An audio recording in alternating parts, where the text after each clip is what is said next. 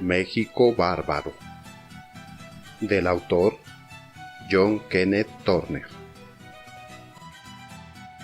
Capítulo 13. El contubernio de Díaz con la prensa norteamericana.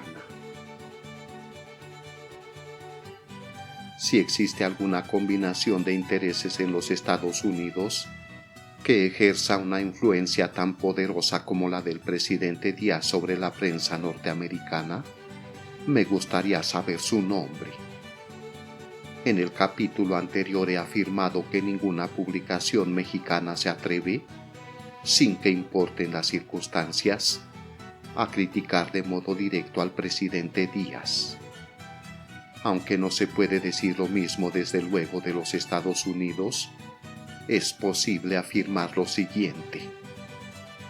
Existe una extraña, hasta misteriosa resistencia en los poderosos periodistas norteamericanos para publicar cualquier cosa que perjudique al gobernante mexicano, y también se manifiesta en ellos un notable deseo de publicar lo que halague a ese dictador. Hasta ahora no conozco un solo libro publicado y distribuido con regularidad en los Estados Unidos que censure seriamente al presidente Díaz de modo personal o a su gobierno. Pero podría mencionar por lo menos 10 que lo ensalzan de la manera más extravagante. En realidad, no sé de algún libro que haya circulado en los Estados Unidos, es decir, distribuido por alguna de las casas editoriales conocidas, donde se hubiera intentado hacer críticas al presidente Díaz. La situación en el caso de las revistas es exactamente la misma. Aunque éstas han publicado centenares de artículos que ensalzan a Díaz, sin contar los de los diarios, durante los últimos años no conozco una sola revista importante que haya censurado al dictador mexicano. ¿No es esta una situación asombrosa? ¿Cuál es la razón de ella? ¿Es que el sistema de Díaz no merece un solo reproche? ¿O es que por algún poder misterioso, ese personaje es capaz de mantener a la prensa en su favor? Mírese alrededor y compárese. ¿Hay algún otro estadista o político de la época actual, norteamericano extranjero, a quien los prominentes editores norteamericanos hayan otorgado mayor cantidad de alabanzas y achacado menores culpas que al presidente Díaz? Confieso que no sé si hay revista importante que haya publicado alguna censura a Díaz. Entonces, ¿qué ha sucedido con The American Magazine? Cierto que esta revista comenzó a criticar y proyectó continuar sus críticas. En varias ocasiones prometió a sus lectores que trataría de la situación política mexicana, apoyo de la esclavitud. Dio a entender que presentaría a Díaz bajo una nueva luz. Contaba con el material en sus manos, la mayor parte del que contiene esta obra, y sus anuncios fueron claros e inequívocos.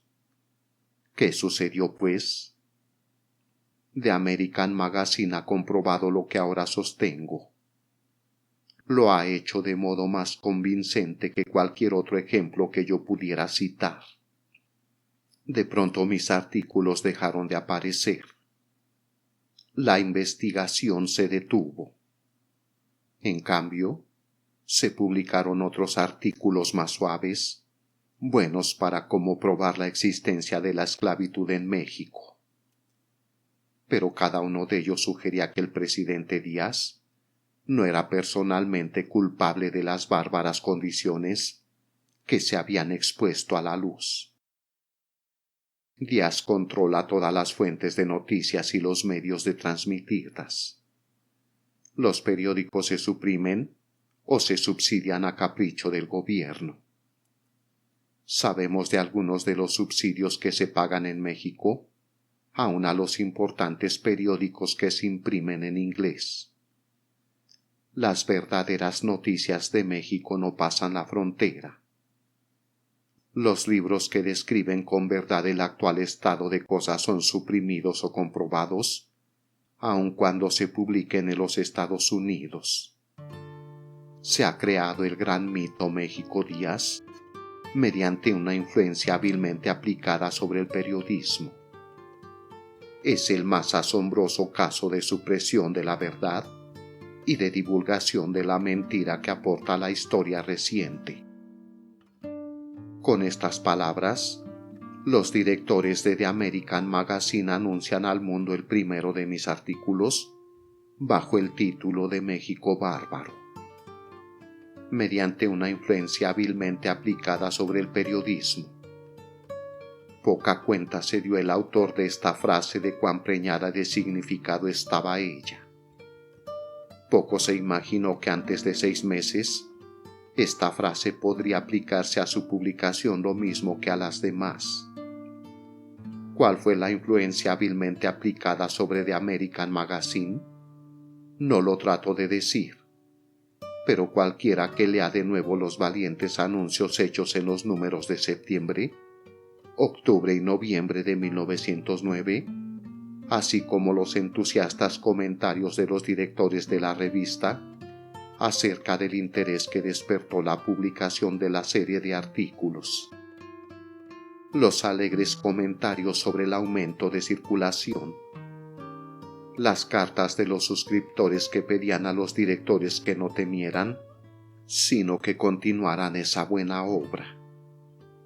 Después de todo ello, el lector observará cómo la revista se desvió de su programa desde el día 9 de enero de 1910, y entonces le parecerá bien justificada la conclusión de que hubo alguna clase de influencia hábilmente aplicada.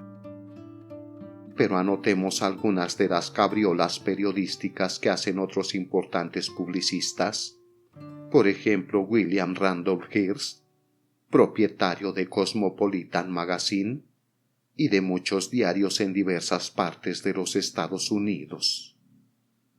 No hay necesidad de ahondar aquí en las democráticas y humanitarias ocupaciones del señor Hearst. Todo el mundo sabe que para los Estados Unidos, y sin duda para la mayoría de los países, el señor Hearst aboga por la democracia, la libertad de palabra, la libertad de prensa, el sufragio universal, la reglamentación de empresas abusivas, la protección al trabajo. Pero los lectores de las publicaciones del señor Hearst acaban de saber que en cuanto a México, está en favor del despotismo de una prensa sometida a la policía, de que no haya sufragio, de que las empresas se manejen a su gusto, de la esclavitud. Nunca he leído una apología más calurosa de estas instituciones que la publicada por The Cosmopolitan Magazine en sus ediciones de marzo, abril y mayo de 1910. El hecho de que el señor Hearst fue el responsable personal de la publicación de tales artículos se comprueba en una entrevista que concedió a The Mexican Herald en México en marzo último. Dijo ese periódico con fecha 23 de marzo. Respecto a los reportajes en que se ataca a México, los cuales se han hecho circular recientemente, el señor Hearst declaró que ha procurado defender el buen nombre de este país hasta el máximo de sus posibilidades. Ha encomendado a 2 de sus reporteros, Othman Stevens y Alfred Henry Lewis, que trabajen sobre asuntos concernientes a México, y mucho del material reunido por esos periodistas ya había aparecido en algunos de sus periódicos. El señor Hearst acudió en defensa de Díaz con tal precipitación que no tuvo tiempo para conseguir reporteros familiarizados con los hechos fundamentales del asunto, ni les dio tiempo para comparar notas y evitar contradicciones, ni a sus editores para comprobar las más corrientes afirmaciones. El artículo del señor Lewis fue preparado tan a última hora, literalmente hablando, que al llegar a la redacción, La revista ya estaba paginada y fue preciso insertarlo con paginación especial. Uno de los aspectos risibles de la campaña consistió en que al presentar a los caballeros de la defensa, el director del Cosmopolitan moralizaba sin extenso sobre el caso de permitir a escritores legos e impreparados, se refería a mí, que tratan de asuntos importantes y mencionaba una lista de escritores probados y garantizados como merecedores de confianza, entre los cuales estaba el señor Alfred Henry Lewis. Pero ¿cómo se puso a escribir el señor Lewis? Me atrevo a asegurar que en toda esa obra que el lector lee, no hay un solo error que sea la mitad de ridículo que cualquiera de los 12 que aparecen en el corto artículo del señor Lewis. El señor Lewis, con modestia, hace notar en su comienzo: personalmente, yo sé tanto de México y de los mexicanos como cualquiera. Pero el grueso de su historia era que mis escritos estaban inspirados por la Standard Oil, la cual quería vengarse de Díaz por haber sido expulsada de México. Es un poco difícil de entender cómo pudo haber vivido el señor Lewis en los Estados Unidos durante los últimos meses y haber leído los periódicos sin enterarse de la guerra por el petróleo que se desarrollara en México, una guerra en que en el mismo momento en que escribía el señor Lewis, la Standard Oil parecía estar a punto de forzar a su único competidor a vender de su empresa en condiciones desventajosas. Tampoco se sabe cómo pudo haber ignorado el señor Lewis que la Standard Oil posee terrenos petrolíferos que valen millones de dólares y que es la empresa que tiene en sus manos la mayor parte del mercado de distribución y venta del petróleo al menudeo en la tierra de Díaz. Ni se sabe además cómo pudo ignorar el hecho de que H. Clay Pierce, director de la Standard Oil mexicana, es consejero de los Ferrocarriles Nacionales de México, así llamada la fusión de las diversas líneas del gobierno, y es íntimo aliado del presidente Díaz. Personalmente, el señor Lewis sabe tanto de México y de los mexicanos como cualquiera. Cualquiera que... He aquí uno más de los garrafales disparates del señor Lewis. Búsquese donde se quiera, en cada rincón de México, del Pacífico al Golfo y de Yucatán a la frontera de Arizona, no se encontrará ningún monopolio azucarero que engañe al gobierno con balanzas alteradas. Ningún monopolio carbonero que robe el combustible de la chimenea del pobre. Ningún monopolio de la lana o del algodón que le robe las ropas que lleva puestas, ni monopolio de la carne que le regate este alimento en su mesa, ni monopolio de las pieles que le obligue a andar descalzo. Los monopolios no existen en México. Esto prueba que el señor Lewis no conoce el principio básico de las finanzas y la vida comercial de México. No solo el mismo grupo financiero que monopoliza las grandes industrias de los Estados Unidos, monopoliza esas mismas industrias de México, enseguida mencionadas algunas de ellas, sino que cada estado y cada localidad tiene monopolios menores que controlan, según su especialidad, los artículos de primera necesidad, de manera mucho más completa que en los Estados Unidos. Parece que el señor Lewis no sabe que el gobierno de México ha entrado francamente en el negocio monopolístico, que por venta o cesión de privilegios especiales llamados concesiones, crea y mantiene monopolios de mayor o menor grado. Y eso que personalmente el señor Lewis sabe de México y de los mexicanos tanto como cualquiera. Ahora, uno o dos de los párrafos del señor Stevens, tomados casi al azar. no hay terribles problemas de trabajo que hagan vacilar al inversionista. Se desconocen las huelgas y no hay peligro de escasez de mano de obra calificada o no. Otro más. No hay banco en México que pueda quebrar, ni billete de banco que quede sin valor, y ningún depositante está en posibilidad de perder su dinero, no importa qué desgracia pueda ocurrirle al banco en que tenga su cuenta.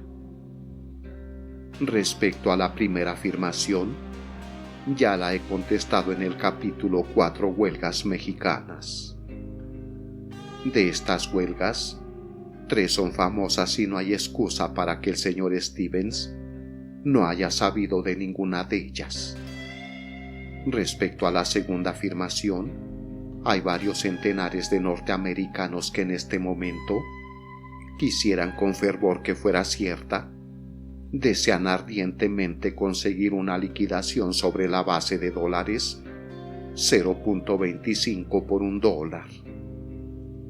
En febrero de 1910, más o menos en la época en que el señor Stevens escribía en forma tan brillante, el United States Bank of Mexico, el más grande del país, servidor de muchos norteamericanos, se declaró en quiebra exactamente de la misma manera que se arruinan los bancos norteamericanos.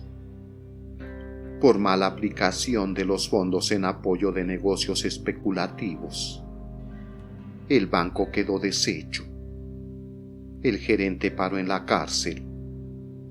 Los depositantes no obtuvieron la devolución de su dinero y en la actualidad parece que hay pocas probabilidades de que lo puedan retirar. De seguro que no conseguirán el total de sus depósitos, ni siquiera la mitad. No ha sido este el único de esa clase que ha ocurrido últimamente en México. Alrededor del 19 de mayo de 1910, otro banco norteamericano de Federal Banking Company también quebró y su cajero, Robert E. Crumb, dio en la cárcel. En suma, es evidente la falta de base para la afirmación del señor Stevens. Citar todos los dislates del señor Stevens sería copiar la mayor parte de sus 3 artículos.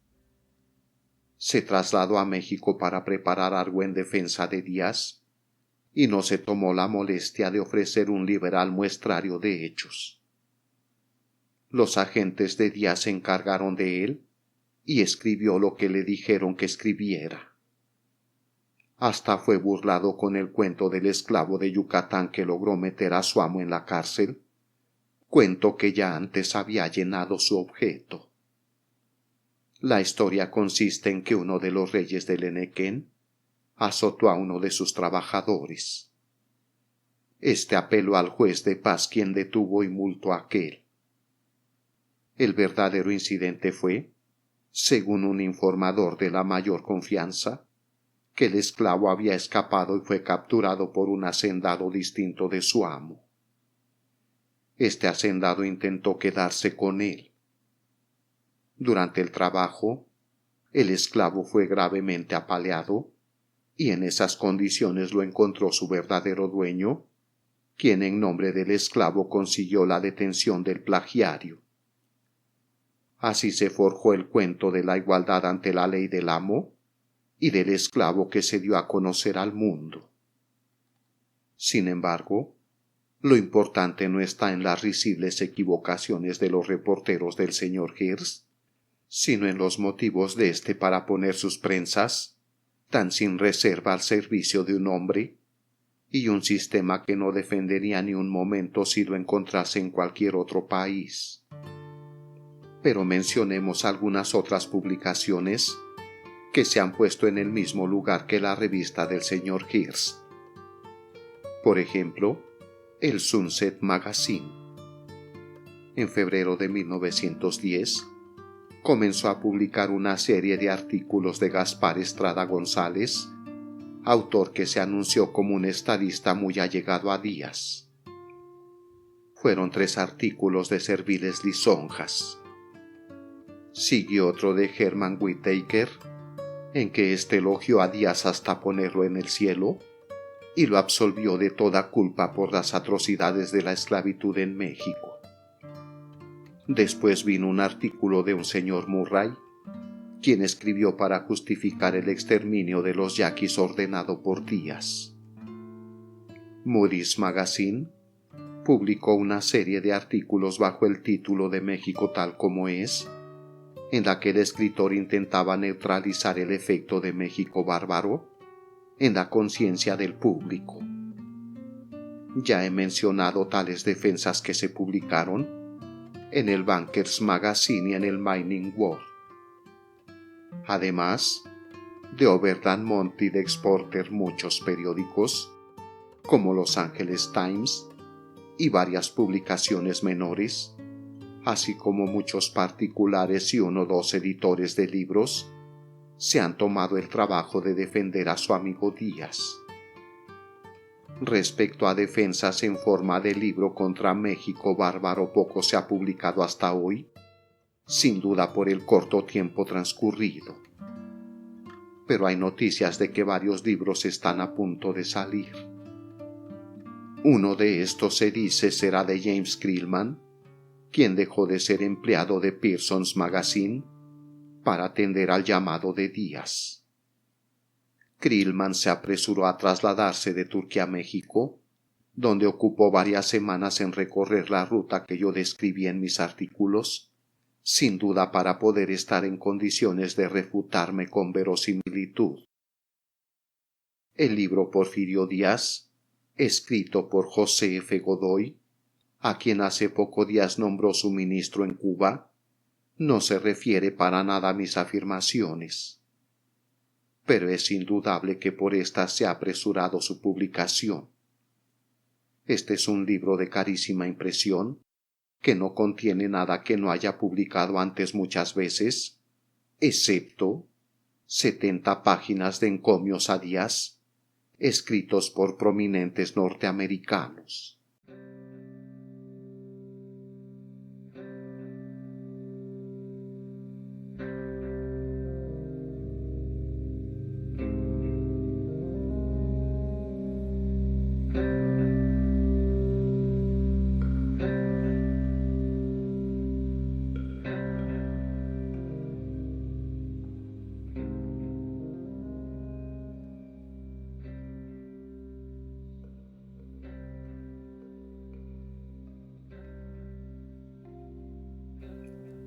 Aquí tenemos el caso de un hombre, el señor Godoy, que en realidad visitó o hizo visitar a senadores, diputados, diplomáticos y funcionarios del gobierno de los Estados Unidos, solicitando de ellos algunas palabras amables para el presidente Díaz.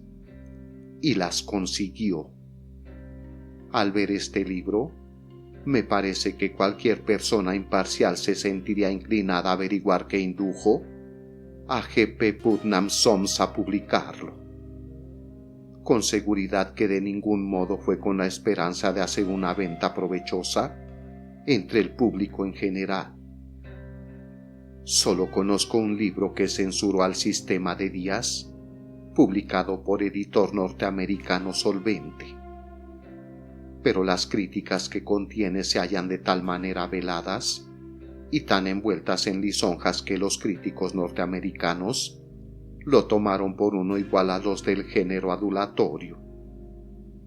Solo uno de ellos, según declaró el propio autor, tuvo suficiente discernimiento para advertir que se trataba de un libro de censura. Escribí el libro en esa forma, dijo el autor, con la esperanza de que se permitiera su circulación en México. Pero los funcionarios del gobierno mexicano fueron más perspicaces que los censores norteamericanos de libros y no permitieron que el de ese autor circulara. No solo esto, sino que rápida y misteriosamente desapareció de las librerías de los Estados Unidos y al poco tiempo no se le podía encontrar. Si se hubiera agotado la edición por compras del público, Era de esperarse que los editores imprimieran una segunda edición, pero renunciaron a ella y afirmaron con franqueza que la obra no aparecería de nuevo, aunque se negaron a dar más explicaciones al autor y a otros interesados. El libro a que me refiero se titulaba Porfirio Díaz, escrito por Rafael de Zayas Enríquez y publicado en 1908 por The Appleton Company. Carlo de Fornaro, periodista mexicano, o más bien un nativo italiano que se había pasado 2 años en la Ciudad de México haciendo labor periodística, también escribió un libro, Díaz, zar de México, y lo mandó imprimir a sus propias expensas porque no pudo encontrar editor. Le fue negada la circulación en México y de inmediato se inició contra Fornaro un juicio por difamación ante los tribunales de Nueva York. El director del principal periódico de Díaz, El Imparcial, junto con Joaquín Casasus, el abogado más prominente de México y antiguo embajador en los Estados Unidos, se apresuraron a trasladarse de México a Nueva York para iniciar ese proceso. Entre los abogados norteamericanos que sirvieron como procuradores especiales estaba Henry W. Taft, hermano del presidente y consejero de los Ferrocarriles Nacionales de México. De Fornaro, sin medios para traer testigos desde México que apoyasen los cargos que aparecieron en su libro, resultó convicto, se le envió a prisión por 1 año y el libro no ha circulado con regularidad. En verdad, inmediatamente después de la detención de Fornaro, por lo menos las librerías de Nueva York, por alguna razón se negaron a continuar la venta de esa obra. El incidente de Fornaro ocurrió en 1909. Otro sucedido acaso más notable fue la supresión de Yucatán, el Egipto americano, escrito por Tabor y Frost, ingleses. Después de haber sido impreso en Inglaterra, este libro se puso a la venta en los Estados Unidos por Doubleday, Page & Company, una de las casas editoras más grandes y respetables. La edición se hizo a todo costo. De acuerdo con el curso normal del negocio editorial, habría sido posible adquirir ese libro años después de haber sido impreso. Pero dentro de los 6 meses siguientes al contestar a un probable comprador, los editores aseguraron que el libro se ha agotado y no hay absolutamente ningún ejemplar disponible. La carta obra en mi poder. El libro se refería casi por entero a las viejas ruinas de Yucatán, pero en unas 20 páginas exponía la esclavitud en las haciendas henequeneras. Por esto tenía que desaparecer. Es de imaginar la clase de argumento que se empleó con nuestros estimados y respetables editores para inducirlos a que lo retirasen de la circulación. Estos casos se agregan a los otros para mostrar lo que pasa cuando un escritor llega a imprimir una denuncia del sistema de Díaz. En esta obra hago lo que puedo para exponer los hechos más importantes y al mismo tiempo trato de evitar motivos válidos que pudieran servir a un proceso por difamación en mi contra. Cuando aparezca, ninguna razón legal habrá para que no circule como circulan la mayoría de los libros. No obstante, si se ofrece con amplitud a la venta en la forma acostumbrada, esta será la primera censura extensa de Díaz y de su sistema que se ponga abiertamente a la consideración del pueblo norteamericano. La razón de que sea la primera no estriba en la falta de hechos que pudiera aparecer en letra de imprenta y de escritores que desearan publicarlos, sino esa influencia hábilmente aplicada sobre el periodismo que el general Díaz ejerce en los Estados Unidos, país de libertad de palabra y prensa libre.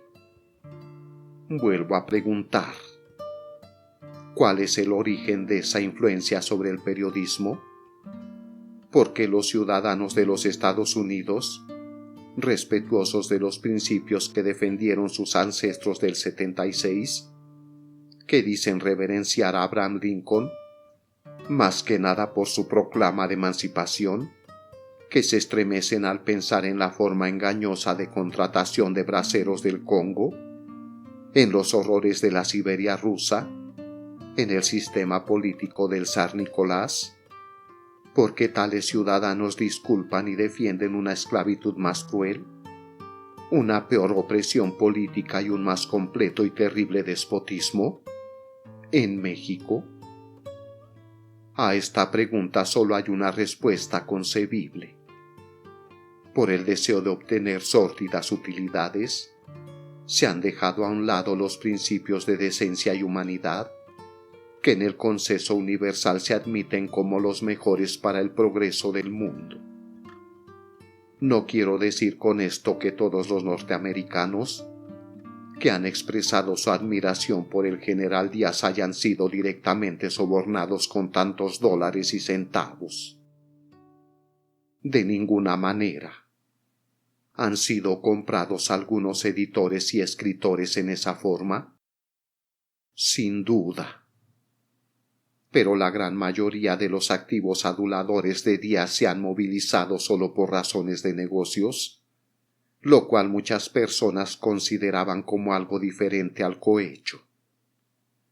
En cuanto a la gran masa de norteamericanos que piensan bien, y a veces hablan bien de Díaz, a diferencia de los que he llamado aduladores activos, simplemente han sido embaucados y engañados por la enorme campaña de prensa que los otros han mantenido durante muchos años. Algunos hacendados norteamericanos, tales como los que he citado como defensores del sistema esclavista de Díaz, quizás no fueron movidos por nada más reprensible que el deseo de impedir que mis revelaciones perjudicaran al país o perjudicaran los negocios. Es decir, sus negocios. En realidad me sorprendió mucho que tantos norteamericanos residentes en México salieran en apoyo de mis afirmaciones, puesto que casi todos ellos tienen tierras que han obtenido a muy bajo precio, o por nada, y desean vender con utilidad, o tienen algún proyecto para vender acciones, por ejemplo, de alguna plantación de hule, con lo que tratan de obtener buen dinero saneado de viudas y huérfanos, de pobres maestras de escuela, de pequeños comerciantes y obreros. Lo mismo que los corredores norteamericanos de bienes raíces en general alaban su ciudad, niegan las denuncias de corrupción política porque dañan al negocio, y aún suprimen las noticias de plagas, temblores de tierra y otras cosas semejantes. Así el norteamericano en México, sabiendo que las acusaciones de esclavitud y de inestabilidad políticas asustarían a los inversionistas, y ello acaso le hiciera perder algunos tratos beneficiosos, rara vez vacilan en afirmar que las condiciones políticas e industriales del país son ideales. Cuanto mayores sean las propiedades que un hombre posea en México, tanto menos probable será que diga la verdad acerca del país.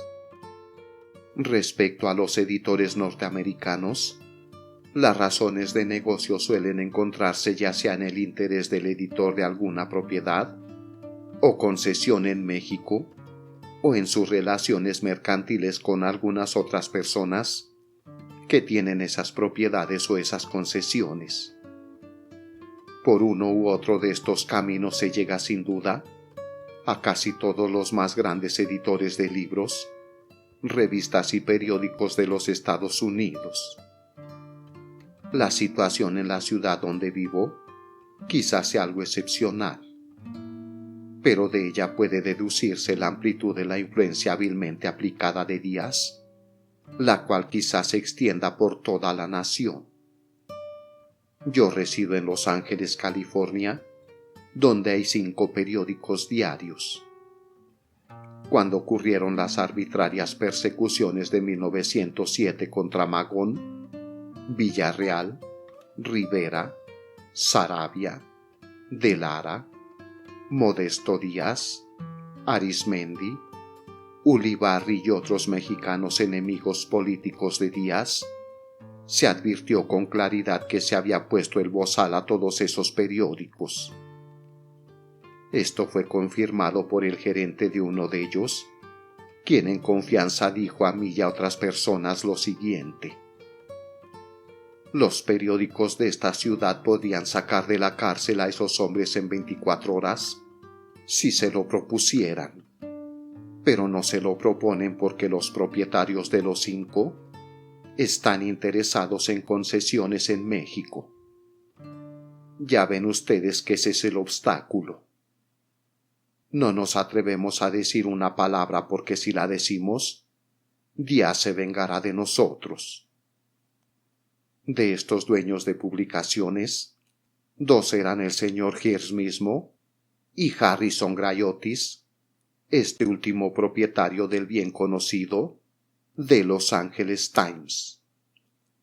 Cualquiera de ellos posee más de 250,000 hectáreas de tierra mexicana, obtenidas del gobierno mexicano por nada o casi nada. Además de poseer una magnífica hacienda ganadera, el señor Hearst es dueño de vastos terrenos petrolíferos y también se le atribuye cierta relación financiera con la Southern Pacific Railroad Company, una de las más grandes beneficiarias del gobierno de Díaz. Respecto al gran valor de la hacienda ganadera del señor Hearst, permítaseme reproducir un artículo que se publicó en The Mexican Herald el 24 de agosto de 1908. Maravillosa propiedad. Las posesiones de Hearst en Chihuahua, un pequeño imperio. Más de 1,000,000 de hectáreas. Dentro de sus límites pasan 60,000 Hereford y 125,000 cabezas de ovinos. Se crían allí miles de caballos y cerdos. Con más de 1,000,000 de hectáreas de las mejores tierras agrícolas y de pastos, con grandes rebaños de ganado vacuno, de caballos y de ovejas que se crían en este vasto dominio, la enorme hacienda ganadera y agrícola de Hearst en Chihuahua está a la altura de cualquiera otra propiedad en el mundo, ya se encuentre en la gran faja maicera de Illinois o Kansas, o se extienda por kilómetros en las praderas barridas por el viento de Texas u Oklahoma. Una porción de esta gran hacienda está cercada por 250,000 millas de alambre de púas, y dentro de estos terrenos pastan 60,000 Hereford de pura sangre, 125,000 ovejas finas y muchos millares de caballos y de cerdos. Esta hacienda tan moderna y al día, cuyas cosechas no han sido superadas en ninguna parte del mundo, y cuyo ganado es famoso de un extremo a otro de la República, es prueba convincente del gran futuro que espera a la agricultura y a la ganadería de México. Así habló Kirby Smith, conocido hacendado de Campeche, quien se halla paseando algunos días en la ciudad. El señor Kirby Smith acaba de regresar de un largo viaje por Chihuahua, donde pasó varios días en la gran hacienda de Hearst. Esta hacienda, dijo el señor Kirby Smith, es típica de las grandes propiedades ganaderas modernas y presenta un glorioso cuadro de lo que puede esperarse de empresas de esta clase si se administran debidamente en la República. El ganado es de lo mejor. Los sementales importados, las yeguas y demás ganados de pura sangre, se extienden por la hacienda de punta a punta. Se levantan grandes cosechas de maíz y de papas, y tan solo con estas últimas harán fortuna los agricultores del norte de México. Sunset Magazine es propiedad indiscutible de la Southern Pacific Railroad Company. Según se sabe, los periódicos Moody's Magazine, Bankers Magazine, The Exporter y el Mining World están dominados por los intereses de Wall Street. ¿Pero qué tienen que ver el ferrocarril Sud-Pacífico y Wall Street con Díaz y México? La respuesta es: tienen que verlo todo. Mientras Wall Street tiene intereses más o menos en conflicto en el reparto de los Estados Unidos, Wall Street es única en la explotación de México. Esta es la razón principal de que los periodistas norteamericanos se unifiquen cuando se trata de alabar a Díaz. Wall Street y Díaz son socios mercantiles y la prensa norteamericana es un apéndice de la oficina de prensa de Díaz. Por medio de la propiedad, o casi propiedad de revistas, periódicos y casas editoriales, y por el procedimiento de repartir, ofrecer o negar los dineros destinados a anuncios y propaganda, Wall Street ha podido hasta hoy suprimir la verdad y mantener la mentira acerca de Díaz y del México de Díaz.